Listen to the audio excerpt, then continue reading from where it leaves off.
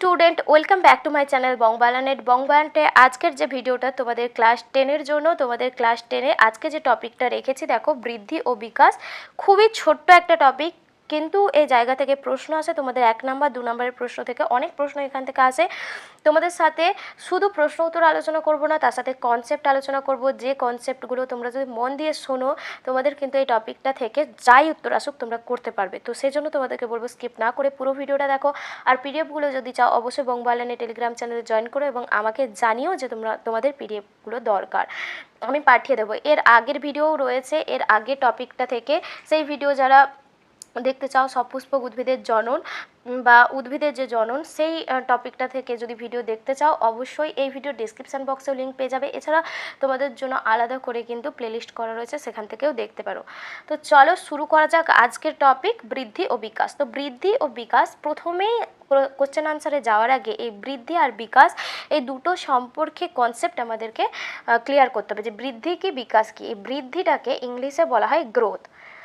তো এই গ্রোথ শব্দটা থেকেই আমরা বুঝতে পারছি এখানে কি হচ্ছে, আমাদের জীবদেহের বৃদ্ধি ঘটছে, জীবদেহের ওজনের, শুষ্ক ওজন বৃদ্ধি করছে। আমাদের জীবদেহে যদি দেখি প্রতিনিয়ত বিপাক প্রক্রিয়া চলে। এই বিপাক প্রক্রিয়াগুলোর মধ্যে কিছু কিছু প্রক্রিয়া হয় যেগুলো গঠনমূলক প্রক্রিয়া হয়, আর কিছু কিছু প্রক্রিয়া হয় যেগুলো ধ্বংসমূলক প্রক্রিয়া হয়। তো এই দুটো মানে গঠনমূলক আর ধ্বংসমূলক প্রক্রিয়ার ভারসাম্যে কী হয়, আমাদের জীবদেহের ওজন বৃদ্ধি পায়, কখনো কখনো কমে যায়। যদি দেখা যায় যে জীবদেহের গঠনমূলক কাজ বেশি হচ্ছে, ধ্বংসাত্মক কাজ কম হচ্ছে, সেক্ষেত্রে জীবের শুষ্ক ওজন বৃদ্ধি পাবে। আর যদি দেখা যায় যে গঠনমূলক কাজ কম হচ্ছে, বিপাক কম হচ্ছে, তার তুলনায় ধ্বংসমূলক বিপাক বেশি হচ্ছে, তখন জীবের শুষ্ক ওজন কমে যাবে। জেনারেলি কী হয়, জন্মের পর থেকে আমাদের জীবের শুষ্ক ওজন বাড়তে থাকে, এটাকেই বলা হয় বৃদ্ধি। এই যে জন্মের পর থেকে কোষের সংখ্যা বৃদ্ধি হয়, আকার আয়তনে বৃদ্ধি হয়, এটাকেই বলা হয় বৃদ্ধি। এখানে দেখো ছবিতে দেওয়া রয়েছে, যখন জন্মের সময় একটা শিশুর ওজন প্রায় 2.5 থেকে 3 কেজি থাকে, তারপর ধীরে ধীরে যত বয়স বাড়তে থাকে তার কিন্তু ওজন বৃদ্ধি হতে থাকে, তার সাথে সাথে আকার আয়তনও বাড়তে থাকে, এটাকেই বলা হয় বৃদ্ধি। অ্যাকচুয়ালি বৃদ্ধির বৈশিষ্ট্যগুলোর মধ্যে রয়েছে, বৃদ্ধি কিন্তু অপরিবর্তনীয়, প্রোটোপ্লাজম দ্বারা নিয়ন্ত্রিত হয়, আর বৃদ্ধি স্থায়ী একটা প্রক্রিয়া এবং বৃদ্ধি একটা নির্দিষ্ট কাল সময় পর্যন্তই হয়। আমাদের জীবদেহের একটা সময় রয়েছে, সেই সময় পর্যন্ত বৃদ্ধি হয়, তারপরে গিয়ে কিন্তু আর বৃদ্ধি হয় না। নেক্সট যেটা রয়েছে দেখো, বিকাশ। বিকাশকে ইংলিশে বলা হয় ডেভেলপমেন্ট। ডেভেলপমেন্ট। তো এই ডেভেলপমেন্ট কথাটা যদি আমরা দেখি, তো বিকাশ কিভাবে হয়, এই যে আমাদের জীবদেহের বৃদ্ধি ঘটছে, জীবদেহের বৃদ্ধি ঘটার সময় আমাদের কিন্তু পুরো জীবনচক্রটা কয়েকটা পর্যায়ের মাধ্যমে যায়, যেখানে বিভিন্ন পর্যায়ে বিভিন্ন ধরনের আমরা বৈশিষ্ট্য লক্ষ্য করতে পারি।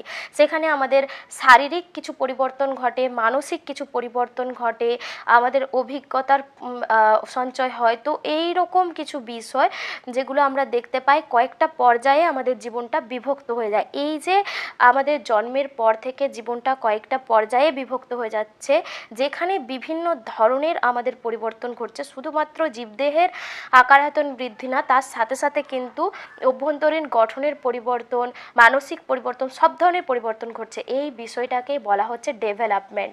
এই ডেভেলপমেন্ট কিন্তু একটা স্থায়ী প্রক্রিয়া এবং এটা কিন্তু পুরো জীবনব্যাপী প্রক্রিয়া, জন্ম থেকে মৃত্যু পর্যন্ত কিন্তু বিকাশ ঘটতে পারে, কিন্তু বৃদ্ধি একটা সময় পর গিয়ে থেমে যায়।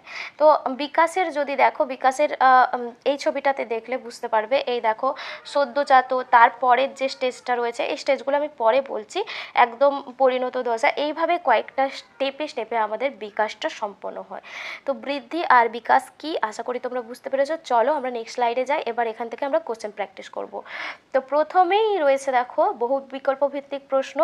এখানে খুব বেশি একটা প্রশ্ন নেই, আজকে ছোট্ট টপিক, কিন্তু তোমরা এই ধরনের প্রশ্নগুলো করলে এখান থেকে প্রশ্ন কমন পেয়ে যাবে। তো চলো দেখা যাক কী কী প্রশ্ন রয়েছে। দেখো প্রথমেই রয়েছে উপচিতি বিপাক হলো, একটু আগে বলেছিলাম যে আমাদের দেহে কোষীয় বিপাক সাধারণত 2 ধরনের হয়। একটা গঠনমূলক বিপাক হয়, যেখানে হচ্ছে মানে জীবদেহের গঠনমূলক কাজ হয় যে বিপাকের ফলে, আর একটা হয় ধ্বংসাত্মক প্রক্রিয়া, যেটাতে আমাদের জীবদেহের যে প্রক্রিয়ার মাধ্যমে আমাদের জীবদেহের শুষ্কোজন কমে যায়। তো এই উপচিতি বিপাকটা হলো গঠনমূলক একটা প্রক্রিয়া, যার মাধ্যমে আমাদের জীবদেহের শুষ্কোজন বৃদ্ধি পায়। তাহলে এখানে যেটা উপচিতি বিপাক কি হবে, অবশ্যই এটা কিন্তু গঠনমূলক প্রক্রিয়ার মধ্যে আসবে। আর যদি এখানে উপচিতি বিপাকের উদাহরণ তাহলে কি বলতে পারি, আমরা যে পুষ্টি সম্পন্ন করি সেই পুষ্টি বা নিউট্রিশন যেটা আমাদের বলা হয়, আর হচ্ছে গিয়ে নিউট্রিশন, আর এছাড়া ফটোসিনথেসিস, উদ্ভিদ দেহের ক্ষেত্রে ফটোসিনথেসিস। তো এই জিনিসগুলো কিন্তু এখানে কিন্তু জীবদেহ হোক বা উদ্ভিদ দেহের শুষ্কোজন বৃদ্ধি পায়, সেজন্য এইগুলো উপচিতি বিপাকের মধ্যে পড়ে। নেক্সট যেটা রয়েছে দেখো ধ্বংসাত্মক বিপাক। তো ধ্বংসাত্মক বিপাক মানে যেটাকে অপচিতি বিপাকও আমরা বলে থাকি। এই অপচিতি বিপাক কোনগুলো, সাধারণত রেচন, শ্বসন, এইগুলো রেচন, শ্বসন এগুলোও তো আমাদের জীবদেহে সম্পন্ন হয়। তো এই প্রক্রিয়াগুলোই কিন্তু আমাদের আছে অপচিতি বিপাকের মধ্যে, যেগুলো ধ্বংসাত্মক প্রক্রিয়া। তো আশা করি তোমরা বুঝতে পেরেছো। চলো পরের প্রশ্নে যাই। পরের প্রশ্নটা রয়েছে দেখো মানব বৃদ্ধির কয়টি দশা। তো মানব বৃদ্ধি যদি আমরা দেখি 3টি দশা রয়েছে। উত্তর প্রথমেরটাই হবে। তো এখানে আমরা ছবিতে দেখি, চলো জিনিসটা। এখানে দেখো এই যে মানব বৃদ্ধির দশা, 3টা দশা রয়েছে। একটা ফার্স্ট যেটা, সেটাকে বলা হয় কোষীয় বিভাজন দশা, যেখানে দেখো একটা কোষ যখন দেখবে আমাদের নিষেকের পর ডিম্বাণু আর শুক্রাণু মিলিত হওয়ার পরে একটাই হ্যাপ্লয়েড কোষ সৃষ্টি হয়। তো সেই একটাই হ্যাপ্লয়েড কোষটা ধীরে ধীরে বিভাজিত হয়ে মাইটোসিস প্রক্রিয়া যখন বিভাজিত হতে থাকে, সেখান থেকে দুটো কোষ থেকে 4টে কোষ, 4টে কোষ থেকে 8টা কোষ, এইভাবে কিন্তু কোষের বৃদ্ধি ঘটতে থাকে। এটাকে বলা হয় কোষ বিভাজন দশা। নেক্সট যেটা রয়েছে কোষীয় আকার বৃদ্ধিকরণ দশা। দেখো কোষ যখন সৃষ্টি হয়, কোষ সৃষ্টি হওয়ার পরে ধীরে ধীরে কী হয়, কোষের গ্রোথ হয়, ঠিক আছে। কোষের যে প্রোটোপ্লাজমের পরিমাণ বাড়তে থাকে এবং কোষটা ধীরে ধীরে বৃদ্ধি পায়, এটাকে কোষীয় বৃদ্ধিকরণ দশা বলা হয়। তারপরে কোষীয় বিভেদন দশা। এই দশায় কি হয়, এই যে আমাদের সেলগুলো তারা কাজের ভিত্তিতে আলাদা হয়ে যায়। একগুচ্ছ করে সেল, তারা কি হয়, একগুচ্ছ করে কোষ, তারা নির্দিষ্ট একটা কাজকে সম্পন্ন করে এবং সেই কাজের ভিত্তিতে তারা আলাদা হয়ে যায়। যেমন দেখো স্নায়ু কোষ, পেশি কোষ, এইগুলো বা আবরণী কলার কোষ। কিছু কোষ রয়েছে যারা আমাদের আবরণ গঠন করতে সাহায্য করে। স্নায়ু কোষ যেমন আমাদের স্নায়ুতন্ত্র গঠন করতে সাহায্য করে। পেশি কোষ পেশি গঠন করতে সাহায্য করে। তো এই যে কাজের ভিত্তিতে আলাদা হয়ে যাচ্ছে গ্রুপ অফ সেল, তো সেইগুলোকে বলা হয় কোষীয় বিভেদন দশা। এই 3টে দশা দেখা যায়। তো চলো এরপর প্রশ্ন রয়েছে দেখো বৃদ্ধি হলো শরীরের শুষ্ক ওজন বেড়ে যাওয়া, শুষ্ক ওজন কমে যাওয়া, মানসিক বিকাশ কোনোটাই নয়। তো তাহলে এখানে কি হবে, বৃদ্ধি কিন্তু বৃদ্ধি মানে অবশ্যই শরীরের শুষ্ক ওজন বাড়তে হবে, সেটাকেই বৃদ্ধি বলা হয়। নেক্সট রয়েছে দেখো বৃদ্ধির পরিণত দশা। বৃদ্ধির পরিণত দশা কোনটা, কোষীয় বিভেদন দশা, যেখানে কোষগুলো সেলগুলো তাদের কাজের ভিত্তিতে আলাদা হয়ে যাচ্ছে, বিভিন্ন ধরনের কলা অঙ্গ প্রত্যঙ্গের সৃষ্টি করছে, সেটাকে বলা হচ্ছে বৃদ্ধির পরিণত দশা। নেক্সট যেটা রয়েছে উদ্ভিদ কোষে ভ্যাকুওল তৈরি হয়। তো উদ্ভিদ কোষে ভ্যাকুওল কখন সৃষ্টি হয়, এটা হচ্ছে গিয়ে যখন কোষগুলোর আয়তন বাড়তে থাকে, উদ্ভিদ কোষের আয়তনও যখন বাড়তে থাকে ধীরে ধীরে কী হয়, এটা ধরো একটা উদ্ভিদ কোষের এই মাঝের অংশে একটা গহ্বর থাকে ভ্যাকুওল, যেটার পরিমাণ বৃদ্ধি পেতে থাকে। এটা প্রথমে কিন্তু কম থাকে, অপরিণত সেলে এই ভ্যাকুওলটা ছোট থাকে। ধীরে ধীরে এই ভ্যাকুওলের গহ্বরটা বাড়তে থাকে, তখন নিউক্লিয়াস সহ সাইটোপ্লাজমের বাকি যে উপাদানগুলো এরকম কোষ পর্দার দিকে সরে যায়। এই যে ছোট ভ্যাকুওলটা থেকে বড় ভ্যাকুওলটা সৃষ্টি হচ্ছে, এটা হয় সাধারণত কোষ যখন বৃদ্ধি পায় এই দীর্ঘীকরণ দশায়। এটা তাহলে এই উত্তরটা হয়ে যাবে। নেক্সট রয়েছে দেখো বয়ঃসন্ধি দশা। আমাদের বিকাশের অনেক দশা রয়েছে, তার মধ্যে যেটা রয়েছে বয়ঃসন্ধি দশার সময়কাল কোনটা। তো বয়ঃসন্ধি দশার সময়কাল জেনারেলি WHO মতে 11 থেকে 19 বছর বা 20 বছর, এই সময়টাকে বলা হয় বয়ঃসন্ধি দশা। তো চলো নেক্সট স্লাইডে যাই। নেক্সট স্লাইডে দেখো এখানে রয়েছে যে হচ্ছে, আচ্ছা এখানে এর আগে স্লাইডটা দেখিয়ে নিই। দেখো এখানে তোমাদের আমাদের যে মানব বিকাশ, সেই মানব বিকাশের যে দশাগুলো রয়েছে সেখানে রয়েছে, এখানে প্রথমেই রয়েছে দেখো সদ্যোজাত। প্রথমেই দেখো এখানে সদ্যোজাত রয়েছে।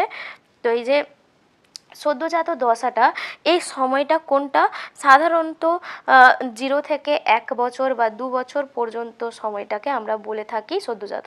নেক্সট শৈশব। শৈশবটা তাহলে এর পরে মানে 2 থেকে 11 বছর পর্যন্ত বা 2 থেকে 10 বছর পর্যন্ত সময়টাকে আমরা বলে থাকি শৈশব। তারপরে বয়ঃসন্ধি দশা। বয়ঃসন্ধি সাধারণত আমরা 11 থেকে 19 বা 20 বছর পর্যন্ত বয়সটাকে বলে থাকি।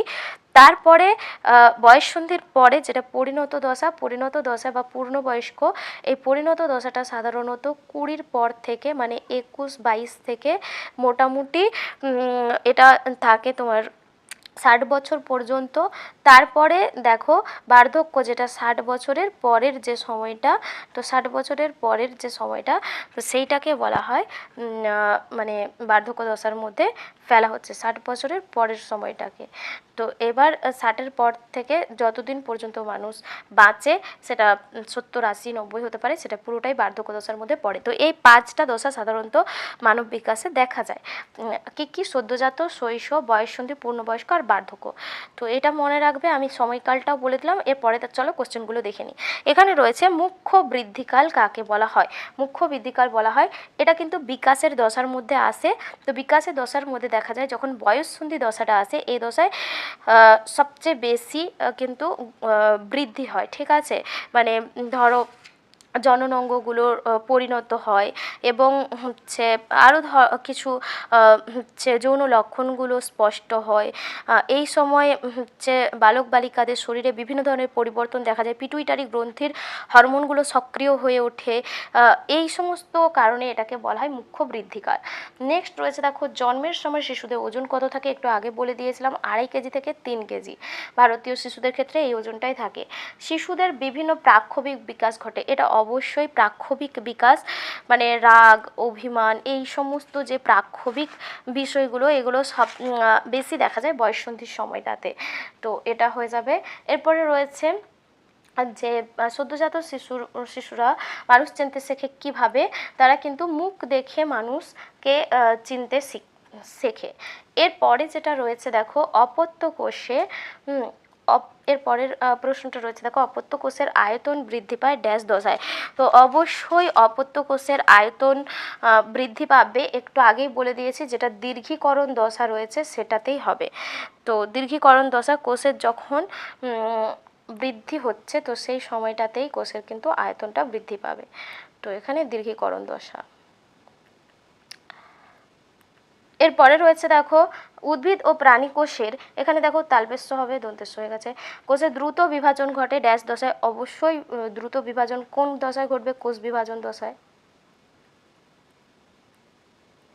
নেক্সট রয়েছে দেখো, বয়ঃসন্ধি দশায় জনন গ্রন্থির সক্রিয়তার ফলে পুরুষদের ড্যাশ হরমোন নিঃসৃত হয়?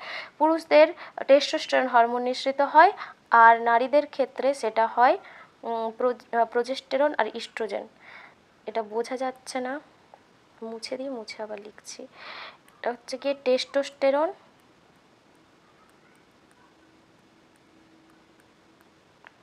আর নারীদের ক্ষেত্রে ইস্ট্রোজেন আর প্রোজেস্টেরন। বয়ঃসন্ধি দশায় এই হরমোনগুলো জননগ্রন্থি সক্রিয় হয়, তখন থেকে এই হরমোনগুলো ক্ষরণ শুরু হয়। নেক্সট রয়েছে দেখো, জনন অঙ্গগুলি সুগঠিত ও পরিপূর্ণতা লাভ করে কোন দশায়? আচ্ছা, এখানে দেখো বয়ঃসন্ধি দশায় জনন গ্রন্থির সক্রিয়তার ফলে এই টেস্টোস্টেরন বা ইস্ট্রোজেন এই ধরনের হরমোনগুলো তৈরি হচ্ছে, ঠিক আছে, কিন্তু জনন গ্রন্থি সুগঠিত এবং পরিপূর্ণতা লাভ করে, এটা কিন্তু পরিণত দশায়। পরিণত দশা। তো মোটামুটি এটা ছিল এই স্লাইডের প্রশ্ন। চলো এরপরে কিছু তোমাদের 2-3 নম্বরের যে প্রশ্ন এখান থেকে আসে সেগুলোই রেখেছি। দেখো, বিকাশ বলতে কি বোঝো? প্রচুর আসে পরীক্ষাতে। মানব বৃদ্ধির বিভিন্ন দশাগুলি সম্পর্কে আলোচনা করো। তাহলে মানব বৃদ্ধির কি কি দশা? কোষ বিভাজন দশা। এখানে কোষ বিভাজন দশায় কি হয়? মাইটোসিস কোষ বিভাজনের মাধ্যমে কোষের সংখ্যা বৃদ্ধি পায়। কোষের আকার বৃদ্ধি বা যেটাকে বলা হচ্ছে দীর্ঘীকরণ দশা, এই দশায় কোষের আয়তনগুলো বাড়ে, কোষ প্রসারিত হয়, জৈব সংশ্লেষের পরিমাণটা বাড়ে, আর ভ্যাকুল সৃষ্টি হয় উদ্ভিদ কোষের ক্ষেত্রে, উদ্ভিদের পর্বমধ্য অঞ্চলের বৃদ্ধি ঘটে, এইগুলো রয়েছে। আর লাস্ট রয়েছে কোষীয় বিভেদন দশা। এখানে এটা বৃদ্ধির পরিণত দশা, অন্তিম পর্যায়ে। এখানে কি হয়? বিভিন্ন ধরনের কলা অঙ্গ প্রত্যঙ্গের সৃষ্টি হয়, ফলে কোষগুলি পূর্ণ আয়তনে পৌঁছায়। তো এই 3 নম্বর প্রশ্ন। এরপরে মানব বিকাশের পরিণত দশার বৈশিষ্ট্যগুলো বলেছে। এই যে পরিণত দশা, তাহলে কোন সময়টাকে বলা হয়? 20 থেকে 60 বছর বয়সকে বলা হয়। এখানে কি কি বৈশিষ্ট্য দেখা যায়? এই সময় দেহের যে অস্থিগুলোর বৃদ্ধি বন্ধ হয়ে যায়, মানে দেহের বৃদ্ধি সাধারণত বন্ধ হয়ে যায়, পেশি এবং অন্যান্য অংশের বৃদ্ধি নিয়ন্ত্রিত হয়, জনন অঙ্গগুলি সুগঠিত পরিপূর্ণতা লাভ করে। এই সময় মানুষ সংসার ধর্ম পালন করে, সন্তানের প্রতিপালন করে। তো তোমাদের কিন্তু মানব বিকাশের যে 5টা পর্যায় রয়েছে বা বৃদ্ধির যে 3টা পর্যায়, প্রত্যেকটা পর্যায়ের বৈশিষ্ট্য ভালো করে পড়ে রাখতে হবে। প্রত্যেকটা পর্যায়ে কি কি ঘটনা ঘটছে সেগুলোও কিন্তু তোমাদেরকে জেনে রাখতে হবে। 3 নাম্বার 2 নম্বরের প্রশ্নে এই ধরনের প্রশ্ন কিন্তু তোমাদের আসে। তো ছোট্ট করে এই টপিকটা, একটা ছোট্ট টপিক তোমাদের সাথে আলোচনা করলাম। তোমাদের হেল্পফুল হয়েছে নাকি সেটা আমাকে কমেন্টে জানিও। আজকের ভিডিও এতটাই, আবার দেখাবো পরবর্তী ভিডিওতে। ততক্ষণ সবাই খুব ভালো থেকো, সুস্থ থেকো। আজকের টাটা।